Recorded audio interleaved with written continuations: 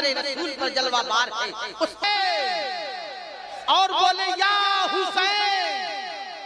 اب یہ دو تین مصرے اور حضرت مسند خطابت پر فائد ہوں گے کہ جس کا رہبر میں ہوں رہبر اس کے حیدر ہو گئے. ذرا مچل کر بولو سبحان اللہ. جس کا رہبر میں ہوں رہبر اس کے حیدر ہو گئے. مطمئن اعلان حق کر کے پیغمبر ہو گئے. مطمئن اعلان حق کر کے پیغمبر ہو گئے. تو مفلسی میں بادشاہی کا مزہ ہم نے لیا. مفلسی میں بادشاہی کا مزہ ہم نے لیا. ہم حسین ابن علی کے در کے نوکر ہو گئے. ہم حسین ابن علی کے در کے نوکر ہو گئے. اور اس سے پہلے مفلسی کا دورہ تھا کبھی. اس سے پہلے مفلسی کا دورہ تھا کبھی. یا علی کہتا رہا حالات بہتر ہو گئے. یا علی کہتا رہا حالات بہتر ہو گئے. آئیے دوستو بلا کسی تاخیر کے اس عظیم الشان خطیب کی بارگاہ میں حاضر ہو جو زبردست قوت حافظہ کے مالک ہیں. ایک ڈنر اور بے باک مقرر ہیں جو بڑی سے بڑی بات کو اپنے حسین و دلچسپ انداز میں بیان کرنے کا ملکہ رکھتے ہیں. عالم نبی، خطیب شہیر، فاضل جلیل، پیر طریقت، رہبر راہ شریعت و معرفت حضرت علامہ مولانا سید فیض حسن صفی صاحب قبلہ مدنزل العالی و نورانی کی بارگاہ میں حضرت تشریف لائیں. اپنی نورانی عرفانی حقانی تقریر پر لطیف سے ہم سب کو مستفیض فرمائیں. السلام علیکم ورحمۃ اللہ وبرکاتہ. الحمدللہ وکفا وسلام علی عباد الذین اصطفی. اما بعد فاعوذ باللہ من الشیطان الرجیم. بسم اللہ الرحمن الرحیم. ولا تقولوا لمن يقتل في سبيل الله اموات بل احیاء ولكن لا تشعرون. صدق اللہ العظیم وصدق رسول النبی الکریم ونحن علی ذلک لمن الشاہدین والشاکرین والحمد للہ رب العالمین. پوری عقیدت و محبت کے ساتھ بارگاہ رسالت و آل رسالت میں بابا سے بلند درود و سلام کہیں. اللہم صلی علی سیدنا وعلی آل سیدنا و مولانا محمد بعدد کل حسنہ و جمالہ صلی اللہ تعالی علیہ وآلہ وسلم. صلاۃ و سلام علیک یا رسول اللہ صلی اللہ علیہ وآلہ وسلم. نماز عشاء سے فارغ ہو کر آپ حضرات نے محفل میں شرکت کری اور نعت و منقبت کا ایک دور چلا. ایک اچھی نظامت ہوئی اور اسی درمیان سید صاحب اور دیگر علماء بھی ممبر پہ موجود رہے. ابھی اس جلسے کی میں آخری کڑی نہیں ہوں. میرے بعد پیچھے ہمارے شورائے بیٹھے ہوئے ہیں. ابھی آپ حضرات کو میری تقریر کے بعد ان کی نعت خوانی سن کر کے اپنے گھروں کو جانا ہے. میں نے تقریر کرنے اس لیے اپنے وقت کے اعتبار سے بیٹھ گیا. کچھ لوگوں نے مجھے فون پہ پوچھا بھی تھا تو میں نے انہیں وقت بتایا تھا. انسان ایک مزاج بنا کر کے جلسوں میں آتا ہے اور رات کے 3 بجا دیے جائیں یہ غلط بات ہے. نعت خوانی کی حد تک، باقی خطاب کی حد تک کی، اور جس کا جو وقت ہے اس وقت اسی اعتبار سے ہو جانا چاہیے. میں نے حافظ سلمان خان سے کہا بھی تھا کوشش یہ ہمیں کرنی ہے کہ انشاءاللہ 12:30 بجے تک ہمیں جلسے کو ختم کر لینا ہے تاکہ لوگ اپنے گھروں کو جائیں، سو جائیں. صبح کو جو کاروباری ہیں نا، فجر کا وقت ہے، لوگ اپنا اسی اعتبار سے. پھر اللہ کی مرضی ہے، جتنی دیر اللہ کا حکم ہوگا چلے گا. درود شریف پڑھیں. اللہم صلی علی محمد وعلی آل محمد بعدد کل حسنہ و جمالہ صلی اللہ تعالی علیہ وآلہ وسلم. صلاۃ و سلام علیک یا رسول اللہ صلی اللہ علیہ وسلم. مٹ گئے چہرے یزید والوں کے، مٹ گئے چہرے یزید والوں کے، حسین والے ہیں کہ زمانے پہ چھائے جاتے ہیں. مٹ گئے چہرے یزید والوں کے، حسین والے ہیں کہ زمانے پہ چھائے جاتے ہیں. اور حرم کا اور کرب و بلا کا مقابلہ کیسا، حرم کا اور کرب و بلا کا مقابلہ کیسا. وہاں غلاف یہاں سر چڑھائے جاتے ہیں، وہاں غلاف یہاں سر چڑھائے جاتے ہیں،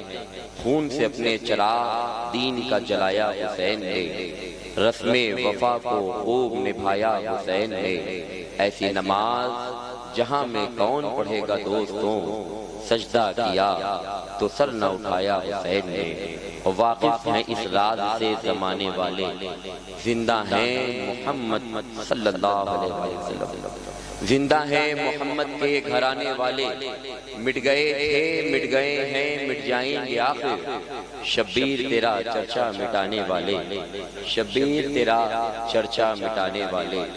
شبیر تیرا چرچا مٹانے والے۔ عزیزان گرامی، جو حضرات کل کی نشست میں موجود تھے اور انہوں نے اس اعلان کو بھی سنا ہوگا، کربلا شریف کے بعد کیا ہوا، وہ جنازے شہداء کے کیسے دفن کیے گئے، اور 72 جب شہید ہوئے تھے تو 72 قبریں کیوں نہ بنی۔ اس موضوع پر کربلا شریف کے بعد کا واقعہ جو تھا وہ میں نے کچھ بیان کیا تھا، اور کچھ واقعہ یہاں کے لیے رکھا گیا تھا کہ وہ واقعہ کل بیان کیا جائے گا۔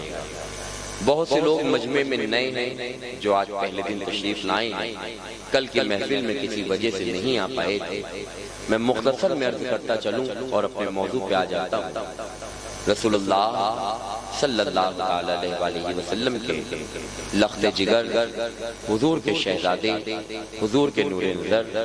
سیدنا حسین ابن علی علیہ السلام کو جب 10 محرم الحرام کو کربلا میں شہید کر دیا گیا، وہ حدیث میں پھر آج دہرا رہا ہوں، کیونکہ اس حدیث کو میں سمجھتا ہوں ہر شخص کے دل میں اور ذہن میں بے وقت ہو جانا چاہیے، کیونکہ آج محرم الحرام جیسے ہی آتا ہے ہمارے معاشرے میں ایک نئی بدعت شروع ہوئی ہے جو مشکل سے 5 سے 10 سال پہلے تک اس کا وجود نہ تھا۔ جیسے ہی محرم آتا ہے ہمارے ایک وبا چلتی ہے، ہیپی اسلامک نیو ایئر کی، اسلامک نیا سال مبارک ہو، اسلامک نیا سال مبارک ہو۔ آپ جانتے ہیں محرم یقیناً اسلامک نیا سال ہے، مگر ہم یہ ضرور دیکھیں گے کہ اسلامک نیا سال کیا پیغام لے کر کے آ رہا ہے۔ صحابہ کرام فرماتے ہیں کہ محرم کا چاند ہمیں آسمانوں پہ دیکھنے کی ضرورت نہیں پڑتی تھی، مگر حضرت امام زین العابدین علیہ السلام کے گھر سے جب آہ و فغاں کی آوازیں آتی تھیں اور امام کے رونے کی آواز آتی تھی، ہم سمجھ جاتے تھے کہ محرم کا دن جو ہے وہ شروع ہو چکا ہے اور محرم کا چاند نکل چکا ہے۔ دوسری روایت میں ہے کہ محرم شریف کی 10 تاریخ کو حضرت ام سلمہ رضی اللہ تعالیٰ عنہ سرکار کو خواب میں دیکھتی ہیں، اور دیکھتی اس عالم میں ہے کہ سرکار اتنا رو رہے ہیں۔ ام سلمہ حضور کی بیوی ہیں، اس عالم میں دیکھا سرکار اتنا رو رہے ہیں کہ پوری داڑھی مبارک نبی کی تر ہے، نبی کا لباس جو گرد آلود ہے، چہرے مبارکہ پہ حضور کے پریشانی ہے، امامہ ترچھا ہے حضور کا۔ عرض کرتی ہیں یا رسول اللہ، اس سے پہلے تو کبھی اس حالت میں نہ دیکھا، اے میرے آقا آج یہ رونے کی وجہ کیا ہے؟ سرکار نے ام سلمہ سے فرمایا، اے ام سلمہ میں صبح سے میدان کربلا میں تھا اور میرے حسین کو میری امت نے شہید کر دیا ہے۔ سرکار کا جس مہینے میں رو رو کر برا حال ہوا، سرکار کی آل جس مہینے میں ذبح ہوئی، سرکار کے گھر والوں کے قافلے اور قبیلے کو جس مہینے میں لوٹا گیا، مسلمانوں کی یہ بدبختی نہیں تو کیا ہوگی کہ مسلمان اس مہینے کے آنے پر خوشی کا اظہار کرے، خوشی منائے۔ ارے ہمارے گھروں میں جن تاریخوں میں ایک جنازہ ہو جاتا، کسی کی میت ہو جاتی، مسلمان اس تاریخوں میں کبھی شادی نہیں کرتا، جب تک زندہ رہتا ہے تب تک شادی نہیں کرتا ہے۔ سوچئے جس مہینے میں اللہ کے رسول کے اہل بیت قربان ہوئے ہوں، رسول اللہ کے اہل بیت نے اپنے جان کو اللہ کی بارگاہ میں قربان کیا ہو، جس مہینے میں حضرت علی اصغر شہید ہوئے ہوں، جس مہینے میں حضرت علی اکبر شہید ہوئے ہوں، جس مہینے میں نبی کی آخری نشانی کو زمین پر ختم کیا گیا ہو، مسلمان اس مہینے نئے سال کی خوشی منائے۔ آپ کے اوپر نئے سال کی خوشی منانا اللہ نے فرض نہیں کرا ہے، ہاں اہل بیت کی محبت ضرور اللہ نے فرض کری ہے۔ قرآن میں اللہ فرماتا ہے قُلْ لَا أَسْأَلُكُمْ عَلَيْهِ أَجْرًا إِلَّا الْمَوَدَّةَ فِي الْقُرْبَى، اے نبی آپ کہہ دیجئے کہ اگر یہ آپ کو رسالت و نبوت کے اجر میں عوض میں کچھ دینا چاہتے ہیں تو یہ آپ کے گھر والوں سے محبت کریں۔ امام کی محبت آپ کے اوپر فرض کی گئی ہے، اہل بیت سے محبت آپ کے اوپر قرآن نے لازم کی ہے۔ اگر آپ ہیپی نیو ایئر نہیں بولتے ہیں تو کوئی مذائقہ نہیں۔ اب ہو سکتا ہے کسی کے ذہن میں یہ سوال آئے کہ حضرت یہ حرام تو نہیں ہے، حرام تو نہیں ہے، بولنے والا گناہگار تو نہیں ہوگا۔ دیکھیے بات حرام و حلال کی نہیں نہیں ہے، بات صرف محبت کی ہے، اور جو عشق ہوتا ہے اس کی کوئی دلیل نہیں ہوتی ہے، عاشق جو ہوتا ہے وہ دلیل نہیں تلاشتا ہے۔ ہمارے لیے اتنا ہی کافی ہے کہ سرکار نے مسواک کری ہے، اب ہم مسواک نے ہم نے اس لیے قبول کر لیا کیونکہ رسول اللہ کی سنت ہے، نبی کریم صلی اللہ علیہ وآلہ وسلم کی سنتوں کو ہم نے صرف اس لیے قبول کرا کیونکہ ہمارے نبی نے کیا ہے۔ اسی طریقے سے غم حسین کو بھی ہمیں اسی لیے قبول کر لینا چاہیے کیونکہ ہمارے نبی حسین کے غم میں روئے ہیں، ہمارے نبی نے امام حسین کا غم کیا ہے، ہمارے نبی نے اہل بیت کا غم کیا ہے، اور نبی جس موقع پہ غم کرے امت اس موقع پہ خوشی کرے، یہ امت کا شیوا نہیں ہے۔ ہم نے کلمہ رسول اللہ کا پڑھا ہے، ہمارے لیے غم رسول جتنا ضروری ہے، اس غم کے آگے ہماری ہر خوشی قربان ہے کہ امام پاک علی جدہ و علیہ السلام کی وہ ذات ہے کہ اللہ تبارک و تعالی نے جو خدمات دین کے امام حسین سے لی ہے وہ نہ کسی نبی کی اولاد سے لی ہے، نہ کسی نبی کے اصحاب سے لی ہے، نہ کسی نبی کی آل سے لی ہے، وہ تنہا فقط و فقط امام حسین کی ذات ہے کہ جنہوں نے 10 محرم الحرام کے دن اپنے کاندھوں پر 10 محرم تک میرے حسین نے 71 جنازوں کو اپنے کاندھوں پر اٹھایا ہے، 71 جنازے امام حسین نے اٹھائے ہیں۔ 9 محرم کا دن گزر کر جو رات گزری ہے شب عاشورہ جو ہے، یہ شب عاشورہ کی رات تک بھی سب کچھ سلامت رہا تھا، حضرت علی اکبر بھی سلامت تھے، حضرت علی اکبر بھی سلامت تھے، امام قاسم بھی سلامت تھے، عباس علمبردار کے بازو بھی سلامت تھے، حضرت حبیب ابن مظاہر بھی سلامت تھے، جناب حر بھی سلامت تھے، یہ سب کے سب سلامت تھے۔ 9 محرم الحرام کا دن گزار کر 10 محرم الحرام کے صبح تک یہ سب سلامت تھے، مگر اللہ 10 محرم کا دن اپنے ساتھ قیامت سے کم دن لے کر کے نہ آیا۔ 10 محرم کی صبح جیسی ہی ہوتی ہے اور صبح 10 محرم کی ہوئی اور 10 محرم کی شام ہونے تک سوچو امام حسین نے اپنے کندھوں پر 71 جنازے اٹھائے تھے۔ مسلمانوں تصور کرو، ایک جنازہ اگر ہم ایک دن اٹھا لیں اور دوسرے دن اگر کہیں دوسرا جنازہ اٹھانے کا اللہ نہ کرے نوبت آ جائے، بازوؤں میں طاقت نہیں رہتی، دل اس قابل نہیں رہتا اور دل پہ قابو نہیں رہتا کہ اس غم کو کیسے ہم برداشت کر پائیں۔ مگر امام آپ کی عظمت کو سلام کہ آپ نے چند ہی گھنٹوں میں 71 جنازے ایک ساتھ اپنے کندھوں پر اٹھائے ہیں۔ ضعیفی کے عالم میں ہے امام حسین، اور جن کے جنازے اٹھائے وہ کوئی عام لوگ نہیں ہیں، ان جنازے اٹھانے والے امام حسین ہیں، اور جن کے جنازے امام اٹھا رہے ہیں وہ جنازہ ان کے 6 مہینے کے دودھ پیتے ننھے علی اصغر کا ہے، جن کی شہادت کا واقعہ جب کبھی بھی پڑھا جاتا ہے، اللہ اکبر، وہ دردناک واقعہ کہ جب حضرت علی اصغر کو شہید کیا گیا تھا اور مولا اصغر علیہ السلام کے حلق پہ تیر چلا تھا، وہ تیر حضرت علی اصغر کے حلق کو چیرتا ہوا امام حسین کے بازو پہ جا کر لگا تھا، اور حضرت علی اصغر کے حلق سے فوارہ خون کا نکلا تھا جو امام کے چہرے پہ پڑا تھا، اور امام حسین علیہ السلام کی کچھ وقت کے لیے آنکھیں بند ہو گئی تھیں۔ پھر آپ نے حلق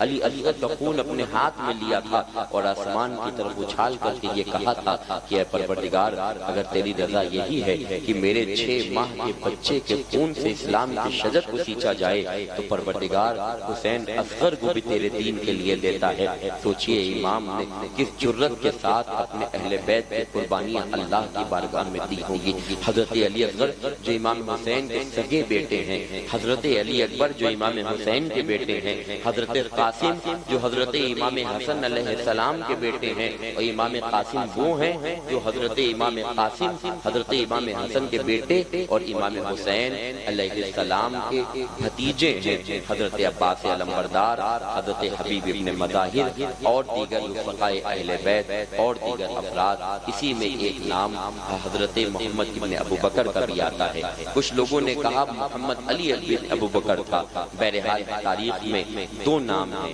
ایک نام محمد ابن ابو بکر ہے، ایک محمد علی ابن ابو بکر ہے۔ بہرحال جانتے ہیں یہ کون ہے؟ یہ حضرت مولا مرتضیٰ سیدنا علی شیر خدا کرم اللہ تعالی وجہ الکریم حضرت، اور ایک روایتوں میں آتا ہے ابو بکر ابن علی ان کا نام ہے۔ 3 روایتیں اس کے متعلق ملتی ہیں۔ ابو بکر ابن علی یہ کون ہے؟ یہ حضرت مولا کائنات سیدنا علی اہل منبر کے ساتھ سیدنا علی شیر خدا کرم اللہ تعالی وجہ الکریم کی دوسری بیوی سے جو بیٹے ہوئے تھے ان میں سے ایک شہزادے کا نام حضرت ابو بکر صدیق رضی اللہ اللہ تعالیٰ عنہ جو مسلمانوں کے خلیفہ اول ہیں اور سیدنا صدیق اکبر رضی اللہ تعالیٰ عنہ کے نام پر حضرت علی مرتضیٰ کرم اللہ تعالیٰ وجہ الکریم نے اپنے بیٹے کا نام رکھا تھا۔ کربلا شریف کی جو 72 کی فہرست بیان کی جاتی ہے، اس 72 کی فہرست میں اگر اس بیٹے کا نام نکال دیا جائے تو وہ فہرست نامکمل ہوگی۔ اب کوئی معاذ اللہ من ذالک یہ اعتراض کرے کہ حضرت ابوبکر صدیق یا حضرت عمر یا حضرت عثمان غنی پر تبرئے کرے، تو یہ اہل سنت کا شیوا نہیں ہے، یہ اہل سنت کا شیوا نہیں ہے۔ یہ کسی زمانے سے قدیم سے اہل تشیع کے طریقے رہے ہیں، اور اہل سنت کا شیوا یہ ہے کہ ان کے ایک ہاتھ میں صحابہ کا دامن ہوا کرتا ہے۔ اہل سنت والجماعت کا شیوا یہ ہے کہ ان کے ایک ہاتھ میں صحابہ کا دامن ہے، اور صحابہ میں کون؟ جس میں صدیق اکبر بھی ہیں، جس میں فاروق اعظم بھی ہیں، جس میں عثمان غنی بھی ہیں، جس میں حضرت طلحہ بھی ہیں، جس میں حضرت زبیر بھی ہیں، جس میں سعد ابن وقاص بھی ہیں، عشرہ مبشرہ ہیں۔ اہل سنت کا شیوا یہ ہے کہ ایک ہاتھ میں صحابہ کا دامن ہے اور ایک ہاتھ میں اہل بیت کا دامن ہے، جس میں مولا علی بھی ہیں، سیدہ فاطمہ ہیں،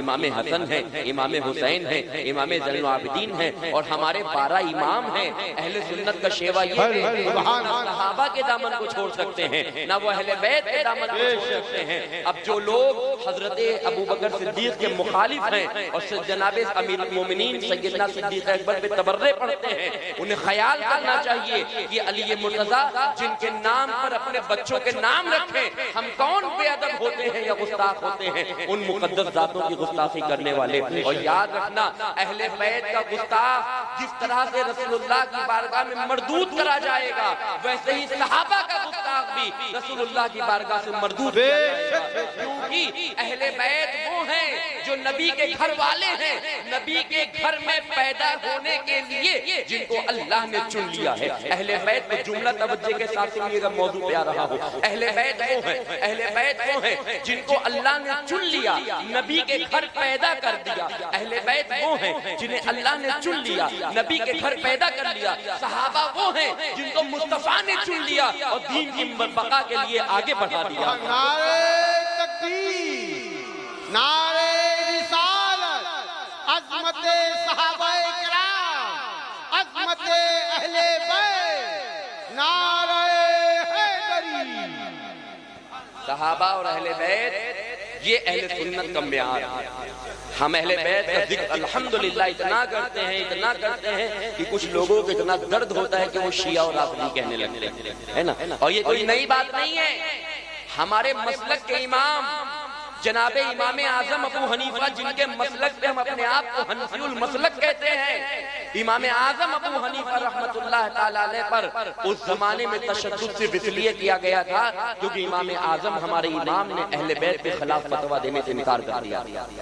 اہل بیت کے خلاف فتویٰ دینے سے انکار کیا تھا۔ امام اعظم علیہ رضی اللہ تبارک و تعالیٰ عنہ پہ تشدد کیا گیا۔ امام شافعی رحمت اللہ تعالی علیہ جو مسلک شافعی کے امام ہیں، جنہوں نے بزبان قول یزید کو کافر اپنی کتاب میں لکھا ہے، ان پہ فتویٰ صرف اس لیے دیا گیا تھا، ان کے خلاف جنگ اس لیے چھڑی گئی تھی کیونکہ انہوں نے اہل بیت کی بات کی تھی۔ جناب میثم تمار کی زبان شریف کھینچی گئی تھی جو کہ انہوں نے اہل بیت کی بات کی تھی۔ خود جناب حضرت امیر المومنین سیدنا ابوبکر صدیق رضی اللہ تعالیٰ عنہ کے سگے بیٹے محمد ابن ابوبکر، جو حضرت ابوبکر کے سگے بیٹے ہیں، ان کو آگ میں اس لیے جلایا گیا تھا کیونکہ وہ حضرت علی مرتضیٰ کے فضائل بیان کرتے تھے، ان کے قصیدے پڑھتے تھے۔ تو کوئی نئی بات نہیں ہے، یہ تمام الزام جو ہیں پس پشت ڈال دینے چاہیے، اور اہل بیت کا جتنا ذکر ہو سکے کریے۔ وارث الاولیاء سند الاصفیاء سیدنا حاجی وارث پاک رحمت اللہ تعالی علیہ سے کسی نے کہا کہ بابا آپ کو لوگ شیعہ کہتے ہیں، آپ کو لوگ رافضی کہتے ہیں۔ وارث پاک کہتے ہیں الحمدللہ میری سنیت پر مہر اہل بیت نے لگا دی ہے، میری سنیت پہ مہر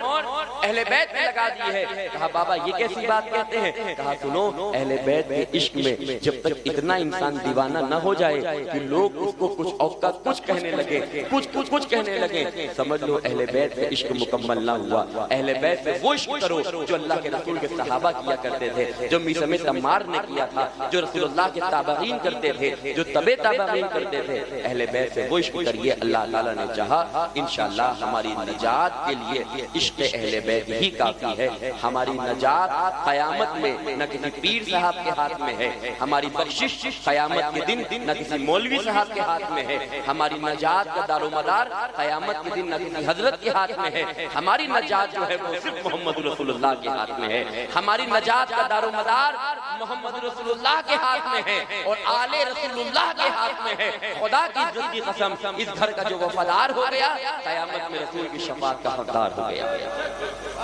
اس لیے اہل بیت نبوت صلی اللہ تعالی علیہ وسلم نے محرم الحرام کے دنوں میں جو کچھ بھی میں نے کل بیان کیا تھا ذرا سا دہرا دیتا ہوں کہ 2 محرم سے امام حسین علیہ السلام پر نہر فرات کا پہرا لگا دیا گیا۔ 2 محرم سے امام حسین پر کھانا پانی سب بند کر دیا گیا۔ 2 محرم کو کربلا میں یزیدیوں کا اعلان کیا تھا کہ امام حسین کے خیمے تک کوئی کھانا و پانی نہیں پہنچائے گا۔ 2 3 4 5 6 یہ 5 دن تک امام حسین کے خیمے میں جو کھانا پانی پہلے سے موجود تھا لوگوں نے وہی کھایا پیا۔ 7 محرم سے پانی بالکل ختم ہو چکا تھا اور کھانا بالکل ختم ہو چکا تھا۔ 7 8 9 اور 10 یہ 4 دن تک رسول اللہ صلی اللہ علیہ وسلم کے اہل بیت نے نہ پانی پیا انہوں نے، نہ کھانا کھایا انہوں نے، اور اس پہ یزیدیوں کے اتنے ظلم و ستم، اتنے ظلم و ستم۔ میرے امام نے 10 محرم کے دن اپنے کاندھوں پر 71 جنازے اٹھائے تھے، اور جب حضرت امام حسین علیہ السلام خود شہید ہوئے تھے تو امام کا جنازہ اٹھانے کے لیے خیمے میں کوئی مرد موجود نہیں تھا۔ آپ کے بیچ کے بیٹے جنہیں حضرت علی اوسط کہا جاتا تھا، حضرت علی اوسط جنہیں امام زین العابدین علیہ السلام بھی کہا جاتا تھا، جب وہ بیماری کی وجہ سے اٹھ نہیں پا رہے تھے کہ وہ امام کے جنازے کو اٹھا کے میدان خیمے تک لائیں اور امام شہید ہو چکے تھے، تو اللہ یہ فریضہ بھی امام حسین علیہ السلام کی بہن سیدہ زینب سلام اللہ تعالی علیہا نے نبھایا تھا، اور حضرت زینب اپنے کاندھوں پر اپنے بھائی کا جنازہ میدان کربلا سے اٹھا کر خیمے تک لے کر کے آئی تھی۔ مسلمانوں یہ اس نبی کے گھر کی داستان ہے جس کا تم نے کلمہ پڑھا ہے۔ اس نبی کے گھر والوں پر اتنا ظلم و ستم کیا گیا ہے، اتنا ظلم و ستم کیا گیا ہے کہ تاریخ قاصر ہے وہ ظلم و ستم لکھنے سے۔ بہرحال وہ قافلہ جب 10 محرم الحرام کی رات گزر جاتی ہے اسے شام غریباں کہا جاتا ہے، اور 11 محرم الحرام کا دن آتا ہے، اور ان یزیدیوں کو یہ فکر پیدا ہوتی ہے کہ اب کٹے ہوئے سر جو ہیں وہ لے کر کے یزید کے دربار میں چلا جائے، انعام و اکرام یزید سے لیا جائے، اور یزید جب انعام و اکرام دے گا تو ہمارے نسلوں تک کی بھلا ہو جائے گا۔ اللہ اکبر۔ امام حسین علیہ السلام کا سر نیزے پہ رکھا گیا، حضرت علی اکبر کا سر نیزے پہ رکھا گیا، اور چھوٹا سر امام حسین علیہ السلام کے جو بیٹے ہیں، جو امام حسین کے شہزادے ہیں، سیدنا علی اصغر علیہ السلام کا بھی سر یزیدیوں نے نیزے پہ رکھا تھا، امام قاسم کا سر نیزے پہ رکھا، حبیب ابن مظاہر کا سر نیزے پہ رکھا، اور سارے سر نیزے پہ رکھ کر ان یزیدیوں نے نیزے پہ رکھ کر جب آگے بڑھنے لگے تو حضرت امام حسین کا سر سب سے آگے تھا، اس کے پیچھے جناب حضرت علی اکبر کا سر تھا، اس کے بعد دیگر اہل بیت کے رفقا اور ان کے جانثاروں کا سر تھا۔ تاریخ بتاتی ہے کہ جب یہ سر اہل بیت کربلا سے چلے ہیں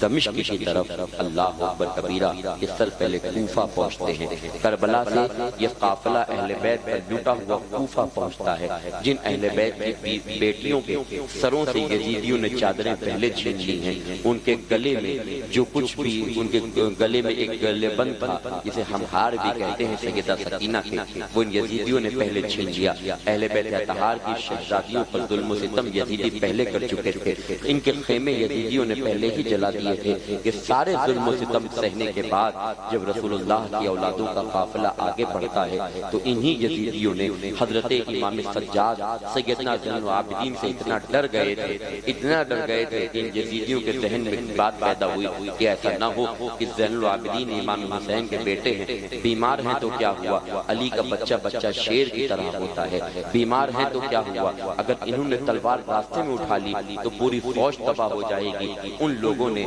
حضرت امام زین العابدین سید سجاد علیہ السلام کے وزن سے کہیں دگنی تگنی وزن سے زیادہ بیڑیاں امام سجاد کے پیروں میں پہنا دی، ان کے گلے میں ڈال دی اور ان کے گلے میں زنجیریں ڈال دی، جس سے حضرت امام زین العابدین علیہ السلام اٹھ بھی نہیں پا رہے تھے۔ بیمار ہیں سید سجاد، امام زین العابدین علیہ السلام بیمار ہیں، وہ اس بیماری کے عالم میں اتنی طویل اور اتنی زیادہ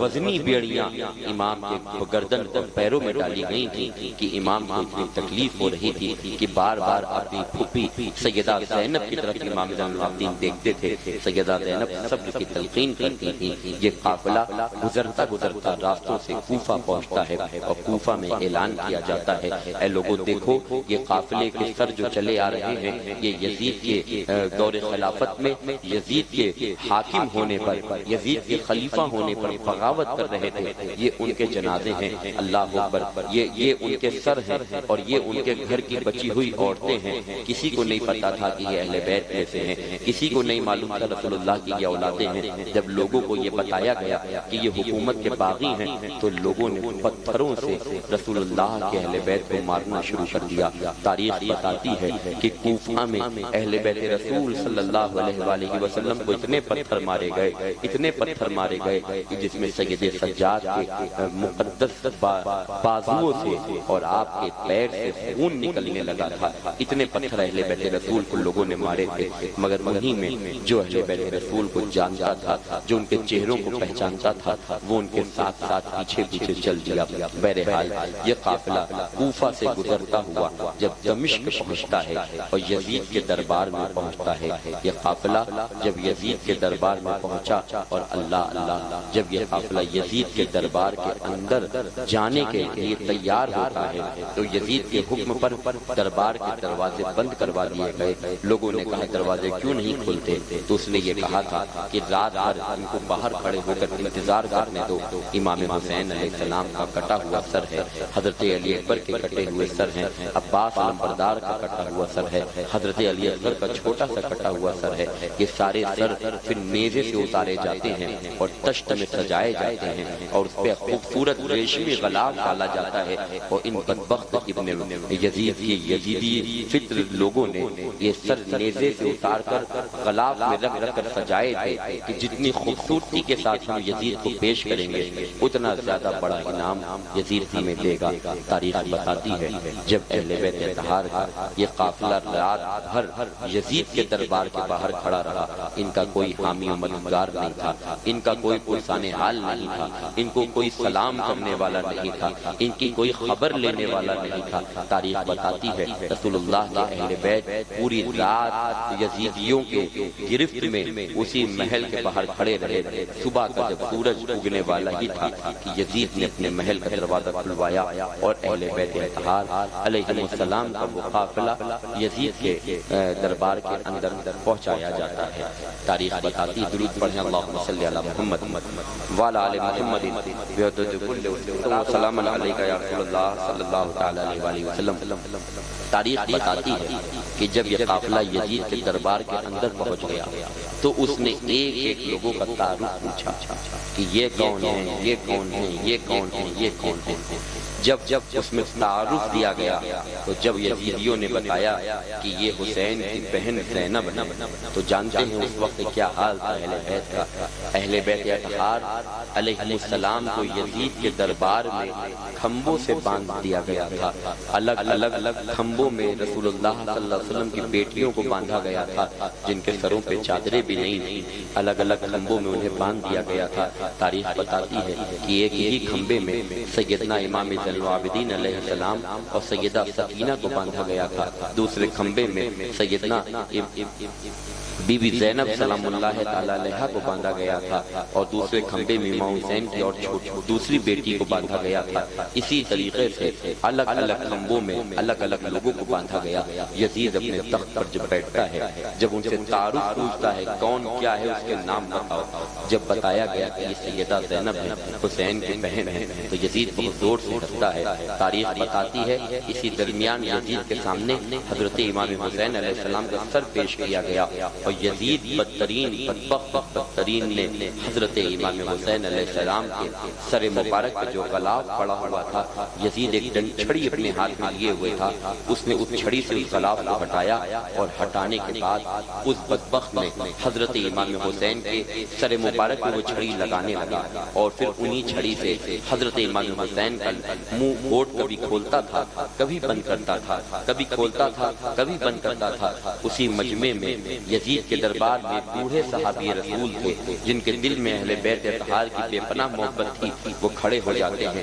کہتے یزید تجھ پر اللہ کی لعنت ہو، تو اس لبوں کو اس ڈنڈی سے لگا رہا ہے جو لب رسول اللہ چوما کرتے تھے، اس لب کو رسول اللہ نے بوسہ دیا تھا، یزید تجھ پر لعنت ہو، یزید تو کیا کرتا ہے، اللہ اکبر کبیرہ۔ جب یزید نے یہ بات سنی تو اپنے دربار کے جلاد کو یہ حکم دیا کہ یہ جو صحابی رسول ہیں انہیں فوراً قتل کر دیا جائے، انہوں نے میری حکومت کی بغاوت کری ہے اور باغیوں کا ساتھ دیا ہے۔ بہرحال اللہ اکبر کبیرہ، تاریخ میں یہ بھی لکھا کہ جب یزید کے دربار میں تعارف پوچھا جا رہا تھا، اہل بیت خاموش کھڑے ہوئے تھے، اہل بیت اطہار بالکل خاموشی کے ساتھ کھڑے ہوئے تھے۔ جب پوچھا گیا یہ کون ہے تو کہا یہ حسین کی بہن زینب ہے۔ کہا یہ کون ہے؟ کہا حسین کے بیٹے زین العابدین ہیں۔ کہا وہ چھوٹی سی یہ بچی کون ہے؟ کہا امام حسین کی سب سے چھوٹی شہزادی سیدہ سکینہ سلام اللہ تعالی علیہا ہے۔ جیسے یزید نے یہ سنا کہ امام حسین کی سب سے چھوٹی بیٹی ہے، اس بدبخت نے اہل بیت کے غم کا مذاق اڑایا، اس نے اہل بیت کے درد میں اور نمک کا کام کیا۔ سیدہ سکینہ کی طرف دیکھتا ہے اور سیدہ سکینہ کی طرف دیکھ کے زور سے ہنستا ہے۔ ہنسنے کے بعد کہتا ہے سکینہ بتاؤ ہم نے تمہاری مہمان نوازی کیسے کری، ہم نے تمہارے بابا کی مہمان نوازی کیسے کری، ہم نے تمہارے گھر والوں کی مہمان نوازی کیسے کری۔ سیدہ سکینہ کے حلق میں وہ رسہ اتنی تیزی کے ساتھ کسا بندھا ہوا تھا کہ آپ بول نہیں پا رہی تھی، آپ کے منہ سے الفاظ نہیں نکل پا رہے تھے۔ حضرت امام زین العابدین علیہ السلام کی نگاہ جب سیدہ سکینہ پہ پڑتی ہے، آپ دیکھتے ہیں کہ سیدہ سکینہ ان کی بہنیں کچھ بولنا چاہتی ہیں مگر گلا اتنی زور سے کس رہا ہے کہ منہ سے آواز نہیں نکل رہی ہے۔ حضرت امام زین العابدین علیہ السلام کہتے ہیں یزیدیوں ان کے گلے کو ڈھیلا کر دو تاکہ وہ اپنی بات کہہ سکیں۔ جب اس پہ سیدہ زینب سلام اللہ تعالی علیہا بولی ہیں تو یزید کے دربار میں سیدہ سکینہ کے گلے کی رسی کو ڈھیلا کیا گیا۔ اب سیدہ سکینہ سلام اللہ تعالی علیہا روتی ہیں، کہتی یزید اس بچی سے پوچھتا ہے، اس بیٹی سے پوچھتا ہے جو اپنے باپ کو اپنی آنکھوں کے سامنے ذبح ہوتے دیکھ کر کے آئی ہے، اس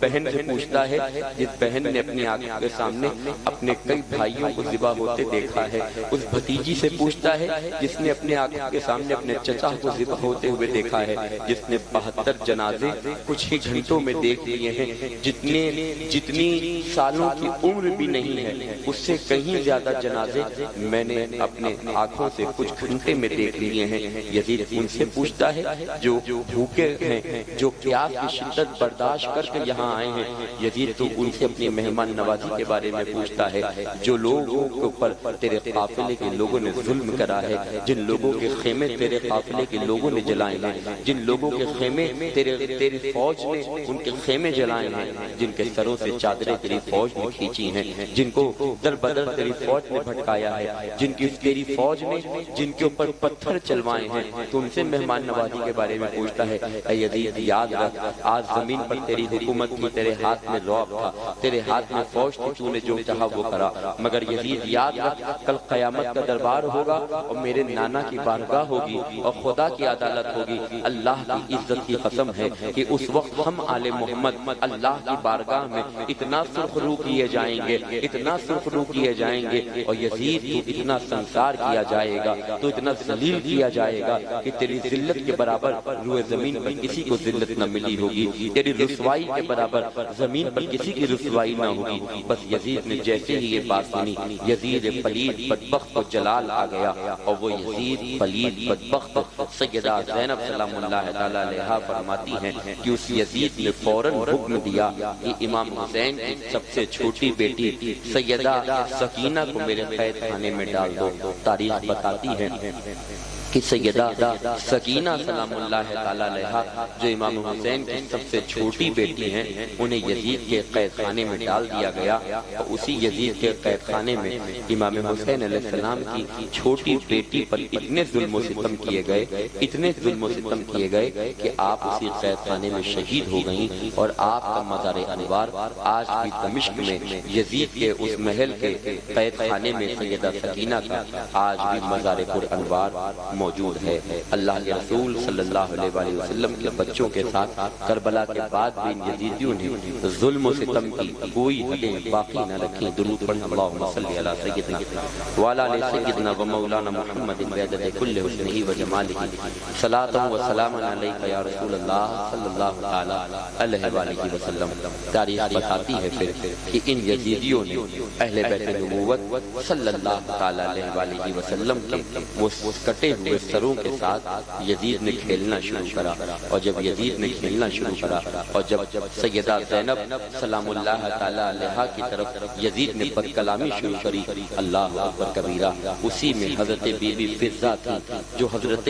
فاطمہ الزہرا کے ہاتھ پر ایمان لائی تھی، اور جب یہ قافلہ کوفہ پہنچا تھا تو کوفہ سے دمشق تک کی یہ اہل بیت کی رعایت میں بوڑھی ماں تھی، بوڑھی ہو چکی تھی، اہل بیت اطہار کے ساتھ کی کوفہ سے دمشق تک کی آ گئی تھی۔ اللہ اللہ، ان یزیدیوں نے کوفہ سے دمشق تک کی جو حضرت بی بی فضہ تشریف لائی تھی، سیدہ بی بی فضہ کو ان یزیدیوں نے، تاریخ بتاتی ہے کہ بی بی فضہ بار بار کھڑی ہوتی تھی، یزیدیوں نے بٹھال دیتے تھے، وہ بار بار اہل بیت کے لیے کھڑی ہوتی تھی، بٹھال دی جاتی تھی، مگر جب یزید پلید نے سیدہ زینب سے بد کلامی کرنے کی کوشش کری، بی بی فضہ کھڑی ہو جاتی ہیں، کہتی یزید تجھ پہ اللہ کی لعنت ہو، کیا تجھے نہیں پتا یہ امام الانبیاء کی بیٹی ہیں، یہ رسول اللہ کی شہزادیاں ہیں جو پورے کائنات کے مالک ہیں، ان کی بیٹیوں کو تو نے زنجیروں میں باندھ کر رکھا ہے، جو پوری کائنات کے حاکم ہیں، ان کے بچوں کو تو نے ان کے سروں کو کاٹ کر کے اپنے دربار میں سجا کر کے رکھا ہے،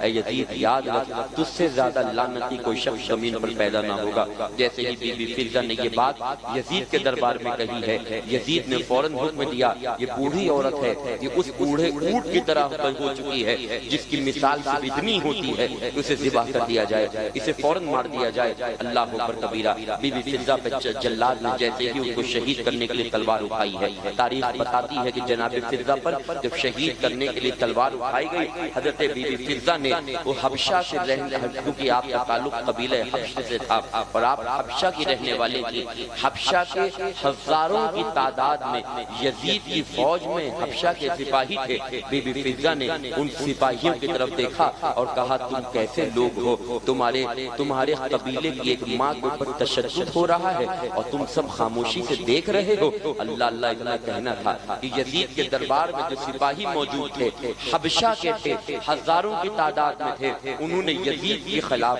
ہزاروں تلوار نکال کر یزید کے سپاہی یزید کے خلاف اس کے محل میں کھڑے ہو گئے اور کہا یزید اگر ہماری ماں کے اوپر، ہمارے قبیلے حبشہ کی ماں کے اوپر اگر تلوار اٹھا بھی دی گئی تو یاد رکھو یزید ہماری تلوار ہوگی اور تمہارا سر ہوگا۔ یزید ہمارے قبیلے کی ماں کے خلاف تلواریں نہ اٹھیں، یہ حبشہ کی ہماری بہن ہے، یہ حبشہ کی ہماری ماں ہے، یہ فضہ تمہاری نہیں ہے، یہ ہمارے قبیلے کی ہے۔ اللہ اللہ، جب حبشہ کی ایک بیٹی کے لیے یزید کے دربار میں ہزاروں تلواریں اٹھی تو سیدہ زینب سلام اللہ علیہا روتی ہوئی مدینے کی طرف رخ کرتی ہیں اور کہتی ہیں نانا جان آج حبشہ کی ایک بیٹی کے لیے یزید کے دربار میں اس کی حفاظت کے لیے ہزاروں تلواریں اٹھ گئی، مگر یا رسول اللہ آپ کی بیٹی کے لیے کوئی بولنے والا یہاں موجود نہیں ہے، آپ کی بیٹی کے لیے کوئی کھڑا ہونے والا موجود نہیں ہے۔ حبشہ کی ایک بیٹی کی حفاظت کے لیے ہزاروں تلواریں میان سے باہر ہیں اور آل رسول کے لیے کوئی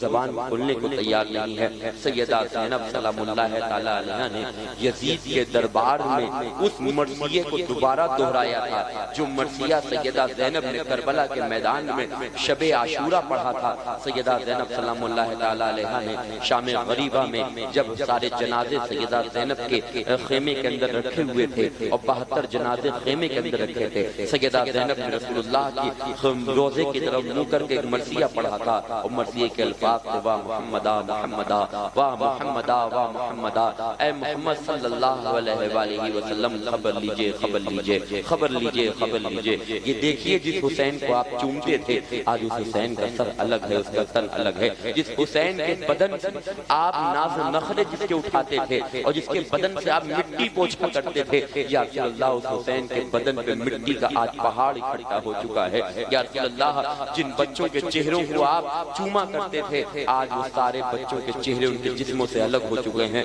یا رسول اللہ جس حسین کو آپ اپنے ہاتھوں سے لباس پہنایا کرتے تھے، ان یزیدیوں نے حسین کے بدن سے لباس بھی پھاڑ کر اتار دیا ہے۔ یا رسول اللہ جس حسین کو آپ چاہتے تھے، آج وہ حسین بے گور و کفن کربلا کے میدان میں ان کا جنازہ رکھا ہوا ہے۔ اے اللہ کے رسول، کوئی انہیں کفن دینے کو تیار نہیں ہے۔ یہی مرثیے کے کچھ الفاظ سیدہ زینب نے مدینہ منورہ کی طرف منہ کر کر میدان کربلا میں پڑھے تھے۔ تاریخ بتاتی ہے کہ سیدہ زینب سلام اللہ تعالی علیہا نے جب ان کو پڑھا ہے تو یزیدیوں کے جو فوج کے لوگ تھے ان میں کھلبلی مچ گئی، اور سیدہ زینب نے جب یزید کے دربار میں خطبہ دیا ہے اور اس خطبے نے تو سارے حالات کو بدل دیا۔ جیسے ہی سیدہ زینب نے یزید کے دربار میں خطبہ دیا ہے، آپ کو سن کے شاید تعجب ہوگا مگر اللہ کی مشیت ہی یہی تھی۔ سیدہ زینب نے جیسے یزید کے دربار میں بولنا شروع کرا ہے، ابھی تک اہل بیت میں سے کوئی بولا نہیں تھا، ابھی تک اہل بیت میں سے کسی نے اپنا مقدمہ نہیں پڑھا تھا،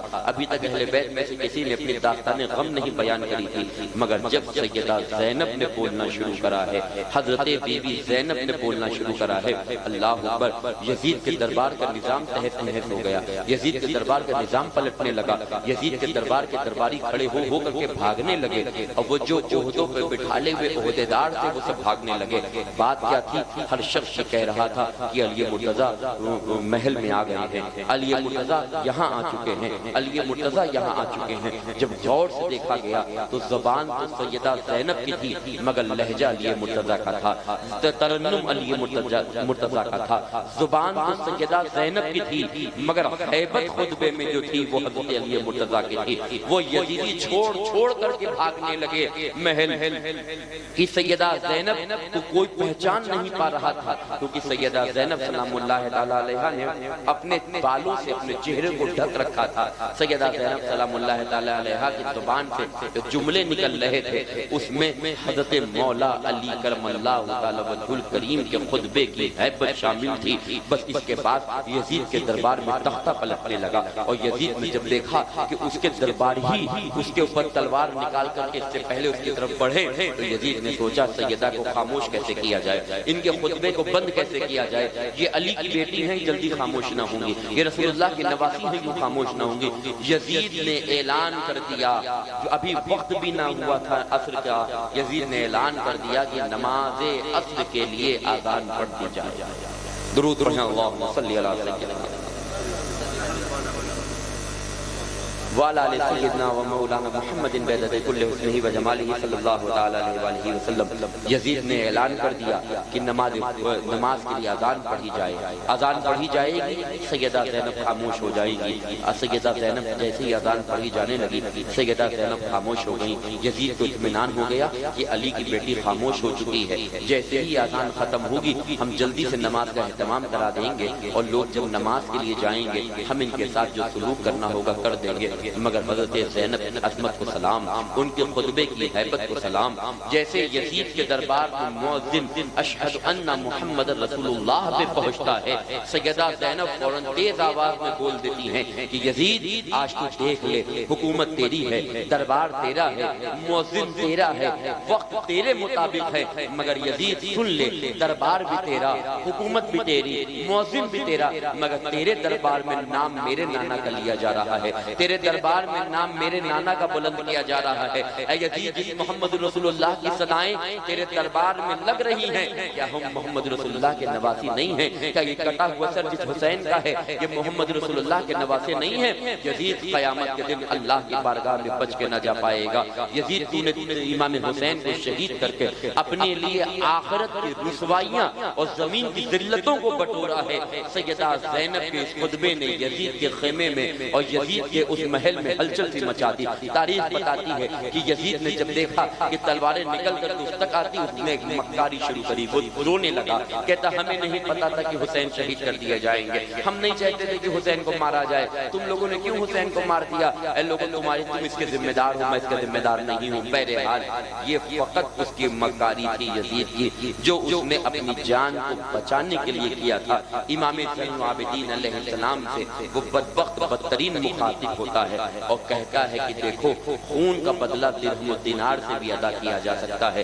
زین العابدین تم اپنے بابا کے خون کا بدلہ درہم و دینار میں جتنا چاہو ہم سے لے لو۔ جیسے ہی اس بدبخت نے یہ بات امام زین العابدین سے کہی، آپ غار اٹھے، اے یزید بدبخت، کس کس کے خون کا بدلہ تو دے گا؟ کیا علی اکبر کے خون کا بدلہ چکا سکتا ہے؟ کیا علی اصغر کے خون کا بدلہ دے سکتا ہے؟ کیا امام قاسم کے خون کا بدلہ دے گا؟ کیا حضرت عباس علمبردار کے خون کا بدلہ دے گا؟ یزید تو حضرت حسین کے خون کی بات کرتا ہے، تو میرے باپ حسین کے خون کے بدلے کی بات کرتا ہے، تو میرے 6 ماہ کے بھائی علی اصغر کے خون کا بدلہ نہیں دے سکتا ہے۔ یزید یہ آل محمد کا خون ہے، یزید یہ رسول اللہ کی اولادوں کا خون ہے۔ پوری دنیا کے خون کو ایک طرف رکھ دیا جائے اور یزید اہل آل محمد کے خون کا قطرہ ایک طرف رکھ دیا جائے، پوری دنیا کا خون آل محمد کے خون کے برابر نہیں ہو سکتا ہے۔ یزید کی جو خون تو نے بہایا ہے یہ نبی کا خون ہے، یزید جو خاندان تو نے کٹوایا ہے رسول اللہ کا خاندان ہے، یزید جس خاندان کی بیٹیوں کے سروں سے چادریں چھینی گئیں وہ محمد رسول اللہ کی اولادیں ہیں۔ تو کس کس کا بدلہ دے گا؟ ہمیں تجھ سے کوئی معاوضہ نہیں چاہیے، ہمارے جو ضرورت کے سامان تیرے سپاہیوں کے پاس ہیں وہ ہمیں واپس کر دیا جائے اور ہمیں اپنے نانا کے مدینے کی طرف واپس روانہ کر دیا جائے۔ حضرت امام زین العابدین کو بھی کچھ وقت یزید کے قید خانے میں رکھا گیا۔ یہ اہل بیت کا قافلہ یوں ہی روانہ نہیں کیا گیا، یزید نے کچھ وقت تک کی اپنے قید خانے میں اہل بیت اطہار کو بھی رکھا ہے اور اس قید خانے میں اتنے تشدد ان پہ بڑھتے گئے۔ بہرحال حضرت امام زین العابدین نے یزید کے سامنے کچھ چیزیں رکھی، وہ چیزیں یہ تھی کہ اہل بیت اطہار کے جو چادریں چھینی گئی ہیں اس میں سے کچھ چادریں حضرت بی بی فاطمہ الزہرا سلام اللہ تعالی علیہا نے اپنے ہاتھوں سے بنی تھی، وہ چادریں ہماری دادی فاطمہ الزہرا کے ہاتھوں کی ہیں، وہ ہمیں واپس کر دیا جائے۔ ایک گلے کا ہار جو ہماری دادی فاطمہ الزہرا کا تھا، جو ان کو ہمارے نانا محمد رسول اللہ صلی اللہ علیہ وآلہ وسلم نے اپنے ہاتھوں سے پہنایا تھا، یزید وہ ہار کو واپس کر دے اور ہمارے ضرورت کی کچھ چیزیں جس میں سید الشہداء سیدنا امیر حمزہ رضی اللہ تعالیٰ عنہ کا زراح بھی موجود ہے، وہ زراح اور میرے بابا علی مرتضیٰ کی تلوار جس کے بارے میں لا سیف الا علی، لا فتح الا علی، لا سیف الا ذوالفقار کہا گیا، علی وہ تلوار، علی مرتضیٰ کی وہ تلوار یزید ہمیں واپس دلا دے۔ یہ ساری چیزیں سید سجاد امام زین العابدین علیہ السلام کو دے دی جاتی ہیں اور اس کے بعد یہ قافلہ دمشق سے نکلتا ہے اور یہ قافلہ جب مدینے کی طرف جاتا ہے تب انہیں فکر پیدا ہوتی ہے سیدہ زینب سلام اللہ علیہا کو کہ جس بھائی کو ہم بے گور و کفن چھوڑ کر کے آئے تھے، جن کے جنازوں کی یزیدیوں نے اتنی توہین کری تھی کہ حضرت امام حسین اور اہل بیت اطہار کے جنازوں کی یزیدیوں نے اتنی توہین کری تھی کہ شہید کرنے کے بعد ان یزیدیوں نے ان جنازوں پہ گھوڑے دوڑائے تھے اور گھوڑوں سے ان جنازوں کا عالم یہ ہوا تھا کہ ان کا گوشت، ان کی کھال اور ان کی ہڈیاں آپس میں مل چکی تھی۔ اللہ اکبر کبیرہ، انہیں خیال آتا ہے کہ وہ جنازے پتہ نہیں دفن ہوئے ہیں کہ نہیں ہوئے ہیں۔ ان لوگوں نے کہا کہ ہمیں کربلا کی طرف لے جایا جائے اور کربلا سے پھر ہم واپس مدینے کی طرف جائیں گے۔ ابھی یہ قافلہ یزید کے دربار سے کربلا واپس آنے کے لیے نکلا تھا۔ ادھر قبیلہ بنو اسد جو کربلا کے پاس ایک قبیلہ آباد تھا، قبیلہ بنو اسد یا قبیلہ بنو اشعد، دو نام تاریخ میں آتے ہیں، یہ تو اس کے علاوہ ایک نام کا اور بھی ذکر کیا گیا ہے۔ تاریخ میں یہ نام کیے گئے وہ قبیلہ جو کربلا کے پاس آباد تھا، اس قبیلے کی عورتیں جب کئی دن گزر گئے تو اس قبیلے کی عورتوں نے دیکھا کہ نہر فرات پہ پہرا جو لگا ہوا تھا وہ پہرا ختم ہو چکا ہے، تو اس قبیلے کی عورتیں آتی ہیں اور پانی بھر کر جب لے کے جانے لگتی ہیں تو وہ دیکھتی ہیں کہ جنازے بکھرے ہوئے ہیں، بے گور و کفن جنازے ہیں۔ وہ عورتیں دیکھتی ہیں حضرت امام حسین علیہ السلام کے ہاتھ اور ان کے قدم ناز کو دیکھتی ہیں تو وہ عورتیں کہتی ہیں کہ جنازے کسی عام انسان کے نہیں ہیں، یہ جنازے کسی عام لوگوں کے نہیں ہیں۔ پتہ کرتی ہیں آخر جن لوگوں کو شہید کیا گیا وہ کون ہے۔ جب تحقیق کی گئی تو ان عورتوں کو پتہ چلا یہ جنازے رسول اللہ کے اولادوں کے ہیں، یہ جنازے جن کے بدن پہ کپڑے بھی نہیں ہیں، یہ جنازے رسول اللہ کے شہزادوں کے ہیں، ہمارے نبی کے بچوں کے ہیں۔ وہ عورتیں پانی کا مشکیزیں وہیں چھوڑتی ہیں اور دوڑتی ہوئی اپنی آبادی اپنے گاؤں کی طرف آتی ہیں اور اپنے گاؤں کے مردوں سے کہتی ہیں چلو اور چل کے اہل بیت کے جنازوں کو دفن کر دیا جائے۔ ان مردوں نے دفن کرنے سے انکار کر دیا اور یہ کہا تھا کہ یزید کے شہید کروائے ہوئے لوگ ہیں، اگر ہم چل کے انہیں دفن کریں گے تو یزید ہی سے بدلہ ضرور لے گا، ہم ان کو ہاتھ نہ لگائیں گے۔ اللہ کی رحمتیں ہوں اس قبیلے کی عورتوں کے اوپر، ان عورتوں نے اپنے مردوں سے کہا تھا کہ اگر تم آج اللہ کے رسول کے بچوں کو دفنانے نہیں جاؤ گے تو کل قیامت میں رسول اللہ کو کیا منہ دکھاؤ گے کہ تم ان کے قریب میں رہ کر کے بھی ان کے جنازوں کو دفنانے نہیں گئے تھے۔ ان کے جنازے بغیر کفن کے بے اور بغیر قبر کے یہی زمین کے اوپر پڑے تھے۔ اللہ اکبر کبیرہ۔ تاریخ بتاتی ہے کہ جب اس قبیلے کی عورتوں نے اپنے شوہروں اور اپنے گھر والوں پر جب اس بات کے لیے دباؤ بنایا تو کچھ لوگ آتے ہیں اور اہل بیت اطہار علیہ السلام کے جسموں کو دفن کرنے کی تیاریاں کرتے ہیں۔ اللہ اکبر۔ ابھی دفن کرنے کی تیاریاں کر ہی رہے تھے کہ تاریخ میں واقعہ اور بھی موجود ہے کہ ایک نقاب پوش تشریف لاتے ہیں اور وہ نقاب پوش جو تشریف لائے ان کو کوئی پہچانتا نہ تھا کہ وہ کون ہے۔ ان کے تاریخ میں نام بھی لکھے گئے۔ کچھ لوگوں نے قیاس لگا کر کے اندازہ لگا کر کے نام بیان کرنے کی کوشش کی گئی، مگر اہل سنت والجماعت کی کتب صحیحہ میں جو روایتیں لکھی گئیں اس میں نام نہیں لکھا گیا۔ ایک نقاب پوش آتے ہیں اور آنے کے بعد ان جنازوں کے قریب جو لوگ تھے ان لوگوں کو بتاتے ہیں کہ کون سا جنازہ کہاں دفن کیا جائے گا۔ درود پڑھیں اللہم صلی علی محمد وعلی آل سیدنا و مولانا محمد بعدد کل حسنہ و جمالہ صلی اللہ علیہ وآلہ وسلم۔ تو جو نقاب پوش تشریف لائے تھے ان لوگوں نے جو لوگ جنازے دفن کرنے آئے تھے ان کو رہنمائی فرمائی کہ کون سا جنازہ کہاں پہ دفن کیا جائے گا۔ تاریخ میں یہ بھی واقعہ درج ہے کہ کربلا کی سرزمین پر اہل بیت نبوت صلی اللہ علیہ وآلہ وسلم کے جنازوں کے ساتھ اتنی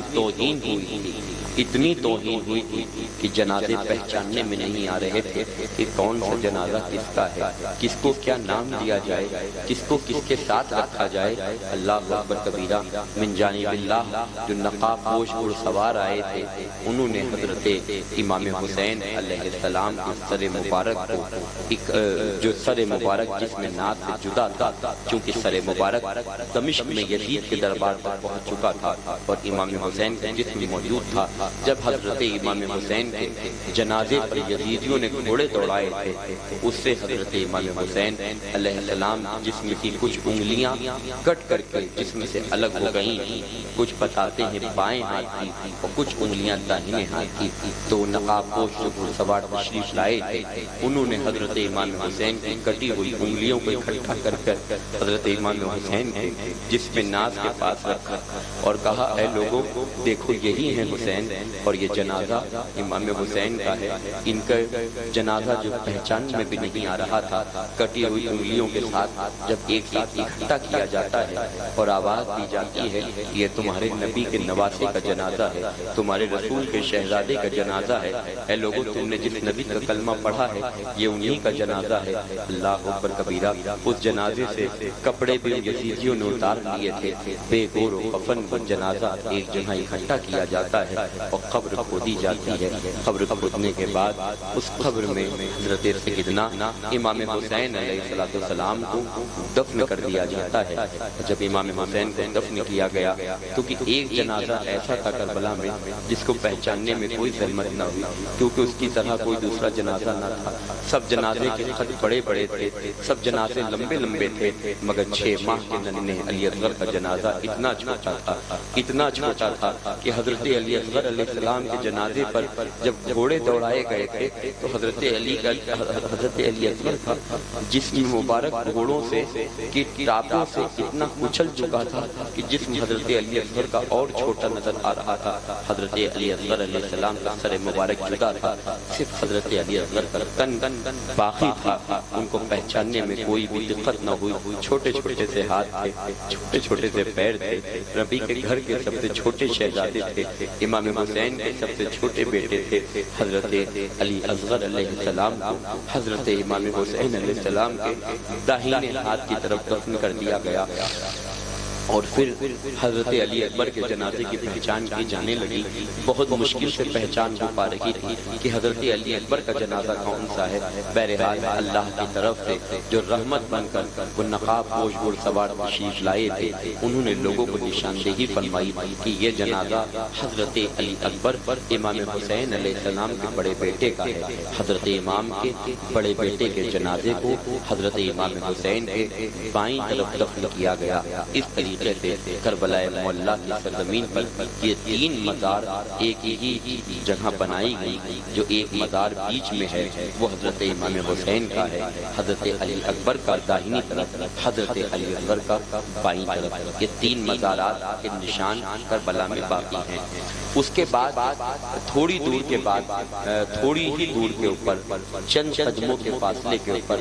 وہ ذات جس سے نہر فرات آج بھی شرمندہ ہے، سیدنا حضرت عباس علمبردار۔ جب جنازے کئی دفن کر لیے گئے اور دیکھا کہ ایک جنازہ ابھی بھی باقی ہے، جو جنازہ دفن نہیں ہوا ہے، وہ جنازہ تھوڑی دور دکھائی دے رہا تھا، تو جب اس جنازے کو اٹھایا گیا تو پہچان کی گئی تو وہ حضرت عباس کا جنازہ تھا۔ حضرت عباس کو نہر فرات کے قریب میں دفن کیا گیا۔ نہر فرات کا پانی آج بھی جو لوگ اللہ توفیق دے، اللہ تعالیٰ سب کو اس بات کی سب کربلا شریف جائیں اور اپنی آنکھوں سے دیکھیں، آج بھی نہر فرات کا وہ پانی حضرت عباس علمبردار کے قبر مبارک کے قریب سے بہہ تو رہا ہے، مگر وہ نہر فرات حضرت عباس علمبردار کے قبر سے اتنی شرمندہ ہے نہر کہ حضرت عباس علمبردار کے قبر کا راستہ چھوڑے ہوئے ہے، اور قبر کا راستہ چھوڑ کر وہ پانی آگے جا کر پھر نہر فرات میں مل جاتا ہے۔ وہ نہر فرات آج بھی حضرت عباس سے شرمندہ ہے،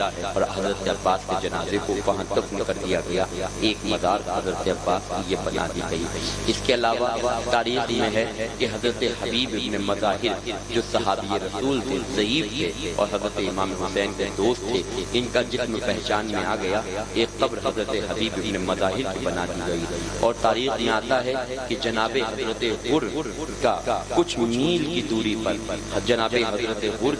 کا جنازہ دفن کیا گیا۔ حضرت غر کے قبیلے کے لوگ قریب میں رہتے تھے اور وہ آ گئے تھے اور انہوں نے حضرت غر کا جنازہ لے لیا تھا، اور حضرت غر کے جنازے کو حضرت امام حسین علیہ السلام کے وفادار تھے جناب غر، ان کے جنازے کو لے کر کے اپنے آگے بڑھ رہے تھے۔ میں ایک اور بات آپ کو تحقیق کی بتا دوں کہ کربلا کی زمین 2 بار بکی ہے۔ کربلا کی جو زمین ہے، ایک تاریخ میں یہ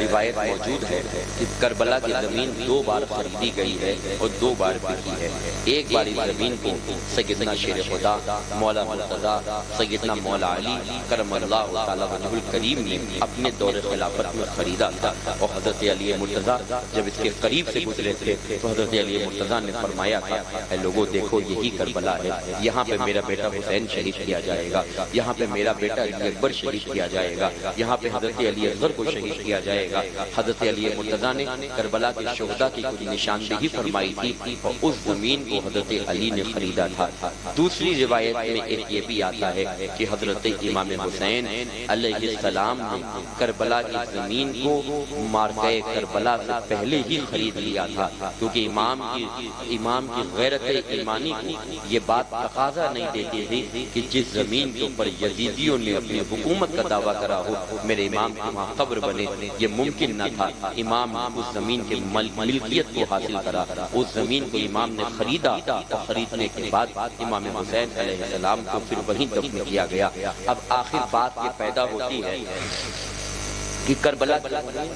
کتنی امام حسین نے خریدی ہے۔ اس پہ اختلاف، اس پہ تحقیق کوئی آ نہیں پائی، مگر جہاں تک کہ میں نے اس موضوع پر تحقیق کرنے کی کوشش کری اور اس موضوع پر میں نے مزید محققوں سے رابطہ کیا تو پتہ یہ چلا ایک روایت ایسی ملتی ہے کہ جب حضرت حر کے قبیلے کے لوگ اپنی تقریر کو اختتام کی طرف بتلا رہا ہوں، حضرت حر کے قبیلے کے لوگ جب آ گئے تھے کٹے ہوئے حضرت اہل بیت کے جو جنازے تھے اور یزیدیوں نے کٹے ہوئے سروں کو اور اہل بیت کی عورتوں کو لے کر کے یزید کے دربار میں چلے گئے تھے، تو حضرت حر کے قبیلے کے لوگ آ گئے تھے کہ حر ہمارے ہیں، ہم ان کے وارث ہیں، ہم حر کو لے جا کے دفنائیں گے۔ تاریخ بتاتی ہے کہ جناب حر کے جنازے کو جیسے لے کر کے وہ جا رہے تھے اور جیسے ہی 5 میل کی دوری تک کی چلے تھے، ویسے ہی حضرت حر رضی اللہ تبارک و تعالی عنہ کا جنازہ اتنا بھاری ہو گیا کہ ان حضرات نے وہ جنازہ وہیں زمین پہ رکھ دیا۔ اب جب جنازہ اٹھانے لگے تو جنازہ حضرت حر کا اٹھتا نہیں تھا، جنازہ اٹھاتے تھے اٹھتا نہیں تھا، اٹھاتے تھے اٹھتا نہیں تھا، پھر اٹھاتے تھے نہیں اٹھتا تھا۔ غیب سے ایک آواز آتی ہے کہ حسین کے محبت میں جو شہید ہوا ہے اس کو حسین سے جدا مت کرو، حر کو کربلا میں ہی دفن کر دو۔ بس جہاں پہ جنازہ رکھا گیا تھا وہیں لحد کھود دی گئی اور وہیں حضرت جناب حر رضی اللہ تبارک و تعالی عنہ کو دفن کر دیا گیا۔ اگر اس روایت کو دلیل بنا لیا جائے تو تقریباً 5 میل کی زمین حضرت امام حسین علیہ السلام نے کربلا کی خریدی تھی، جو آخری سرحد تھی حضرت حر کا مزار وہیں بن گیا۔ جناب حر کا مزار ہے، حبیب ابن مظاہر کا مزار ہے، حضرت علی اکبر کا مزار ہے، حضرت علی اصغر کا مزار ہے، حضرت عباس علمبردار کا مزار ہے، امام حسین علیہ السلام کا مزار ہے۔ اس طریقے سے یہ مزارات کربلا معلیٰ کی سرزمین پہ بنے ہوئے ہیں۔ اب بچتے ہیں 65 شہید۔ ان 65 شہداء کے جنازوں کے بارے میں تاریخ میں جو دردناک منظر بیان کیا ہے، اللہ اکبر کبیرہ، تاریخ بتاتی ہے کہ ان شہداء کے جنازوں پر یزیدیوں نے جو گھوڑے دوڑائے تھے اس کی وجہ سے جنازوں کا یہ حال ہو گیا تھا کہ کوئی جنازہ پہچان میں نہیں آ رہا تھا کہ کس کا جنازہ کون سا ہے۔ 65 جنازے جس میں اہل بیت بھی ہیں، جانشاران اہل بیت بھی ہیں، رفقائے کربلا بھی ہیں۔ ان 65 جنازوں کو کربلا میں ایک ہی قبر میں دفن کر دیا گیا، ایک قبر میں 65 جنازوں کو دفن کیا گیا۔ مسلمانوں غور و فکر کرو، ہم قبرستان جاتے ہیں اور اگر ہمارے کسی ایک عزیز کی قبر بنی ہوتی ہے تو اگر ہمارے کسی دوسرے عزیز کا انتقال ہوتا ہے تو اس قبر پہ ہم قبر خود کھدواتے نہیں کہ یہ ہمارے فلاں عزیز کی قبر ہے۔ سوچو ایک قبر پہ دوسرے عزیز کو ہم دفن نہیں کرتے۔ نبی کے بچے کتنے مظلوم تھے، ہمارے نبی کے گھر پہ کتنا ظلم ہوا کہ ایک قبر میں جس میں 65 لوگ دفن کیے گئے اس میں رسول اللہ کی اولادیں اس لیے دفن کر دی گئیں کیونکہ ان کے جسموں پر اتنے گھوڑے دوڑائے گئے تھے کہ ان کے جسمانات پہچاننے میں نہیں آ رہے تھے۔ یہ اہل بیت اطہار کی داستاں ہیں، یہ کربلا کے شہیدوں کی داستاں ہیں۔ بہرحال امام زین العابدین علیہ السلام جب اپنی پھوپھی سیدہ زینب کے ساتھ یزید کے دربار سے یہ قافلہ واپس کربلا آیا اور انہوں نے قبیلہ بنو اسد کے لوگ آ گئے اور امام حسین علیہ السلام کی قبر انور پر فاتحہ پڑھا۔ سیدنا امام زین العابدین علیہ السلام نے امام حسین علیہ السلام جہاں پہ شہید ہوئے تھے اور جو مٹی حضرت امام حسین علیہ السلام خون سے تر تھی وہ مٹی بطور تبرک اٹھاتے ہیں اور لے کر کے یہ قافلہ مدینے کے لیے واپس روانہ ہو جاتا ہے۔ جب یہ قافلہ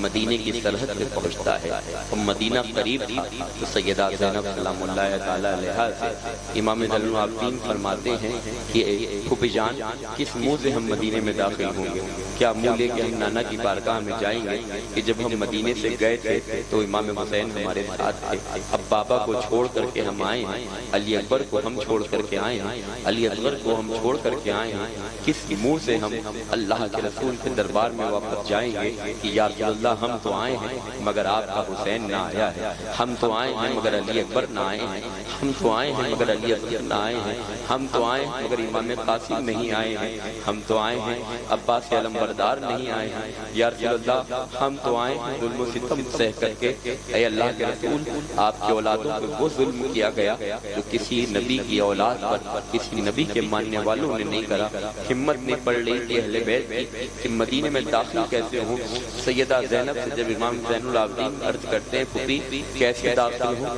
حضرت سیدہ زینب روتی ہیں، کہتی ہے میری ہمت نہیں ہوتی ہے کہ ہم مدینے میں کیسے داخل ہوں، ہم نبی کو کیا منہ دکھائیں گے، ہم اپنی ماں فاطمہ الزہرا کی مزار پر کیا کہیں گے جا کر کے کہ جس مدینے سے حسین کو اپنے ساتھ لے کر کے گئے تھے، آج حسین کے اتنے ظلم و ستم کے ساتھ حسین کو شہید کر دیا گیا کہ ہم ان کو واپس نہ لا پائے،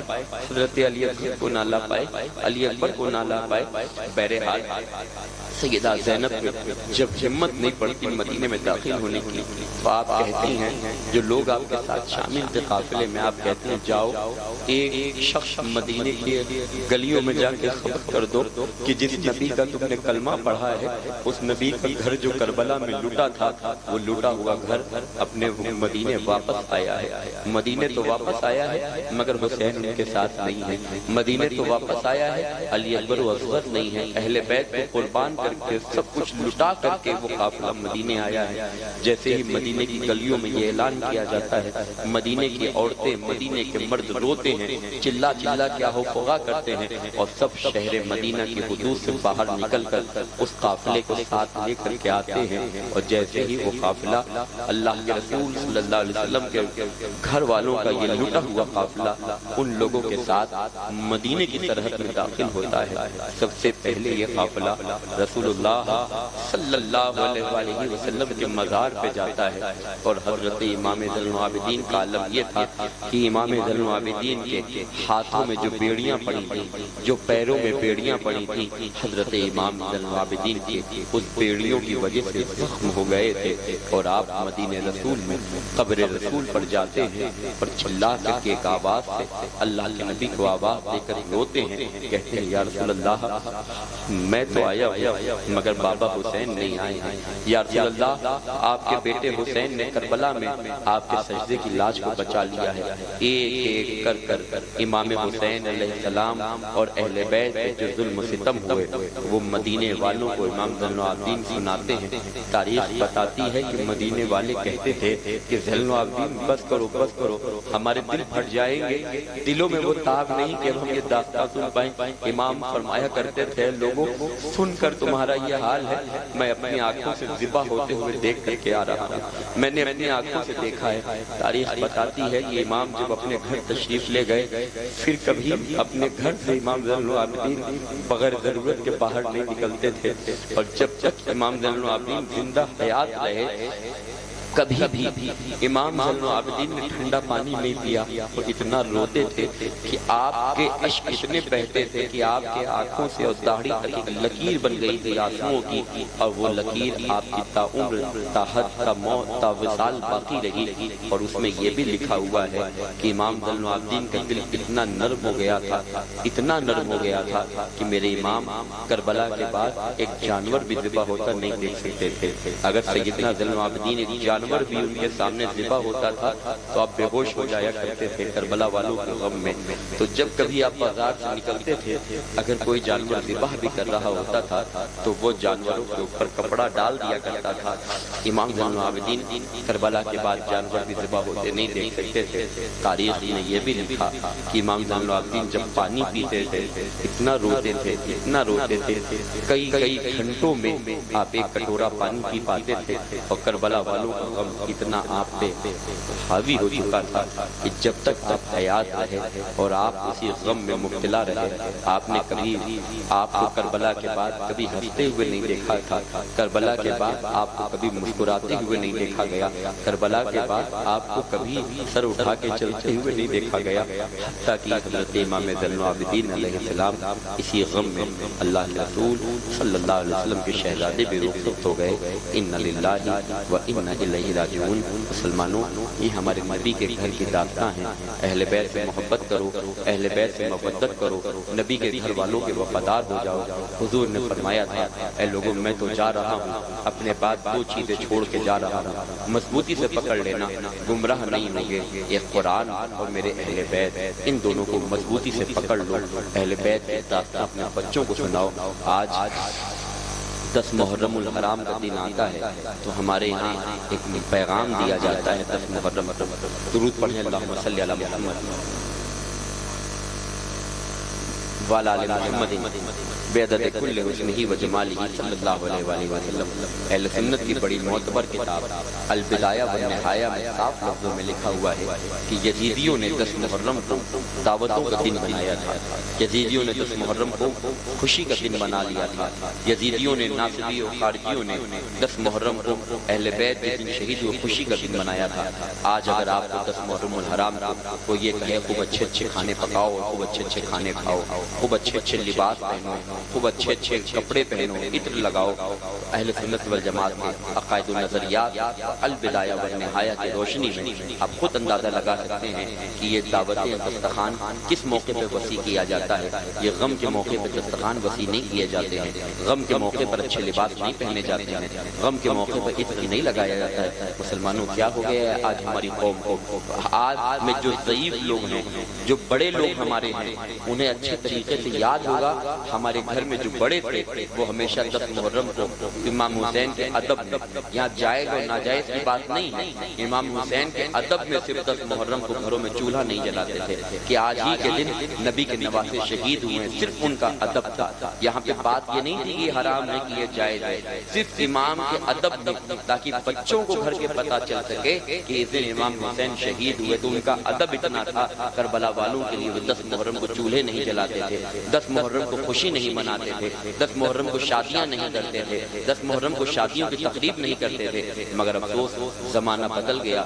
لوگوں کے مزاج بدل گئے، اب 10 محرم کو یہ کام کرنے کی ترغیبیں دلائی جاتی ہیں۔ میں اس میں نہیں جاتا کہ یہ حرام ہے کہ حلال ہے، کرا جائے کہ نہ کرا جائے، آپ کی مرضی، آپ کرنا چاہیں کریں، مگر یہ یاد رکھیے گا کہ جس دن رسول روئے ہوں، جس دن امام زین العابدین روئے ہوں، جس دن اللہ کے نبی کے نواسے شہید ہوئے ہوں، یاد رکھو قیامت کے دن ہماری بخشش اچھا کھانا کھانے پہ نہیں کی جائے گی، قیامت کے دن ہماری بخشش اچھا لباس پہننے پہ بھی نہیں کی جائے گی، قیامت کے دن ہماری بخشش سرما و عطر لگانے پہ بھی نہیں کی جائے گی۔ قیامت میں اگر ہمیں کوئی بخشوائے گا تو امام حسین کا غم بخشوائے گا، شہدائے کربلا کی محبت بخشوائے گی، رسول اللہ کی شفاعت بخشوائے گی۔ اب فیصلہ ہمیں کرنا ہے کہ ہمیں کس کے ساتھ جانا ہے، ہمیں ان کے ساتھ جانا ہے کہ جنہوں نے 10 محرم کو عید و خوشی کا دن بنایا تھا، 10 محرم کو شادی کا دن بنایا تھا، 10 محرم کو شادیانے 10 محرم کو بجائے تھے۔ اللہ تعالی ہم سب کو اہل بیت سے سچی پکی محبت کرنے کی توفیق عطا فرمائے